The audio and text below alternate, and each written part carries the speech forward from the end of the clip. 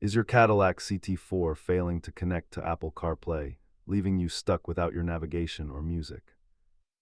Data shows that the vast majority of connectivity glitches are software-related and don't require a trip to the dealer.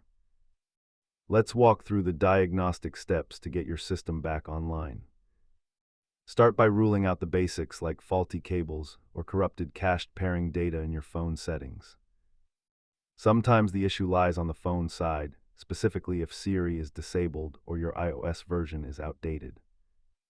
If your phone is fine, force a reboot of your Cadillac infotainment system to clear any hung processes. Most fixes are DIY, but if the USB port itself is physically damaged, you will need a professional technician.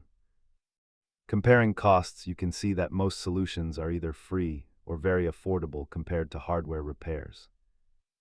If you're still stuck, try plugging in a different phone to verify if the problem is strictly with your vehicle's port.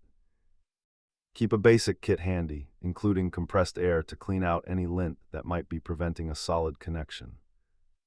Remember, your car is basically a computer on wheels, so sometimes a simple restart is all it really needs. If these steps didn't solve your CarPlay issue, it is time to visit your dealer for a diagnostic check.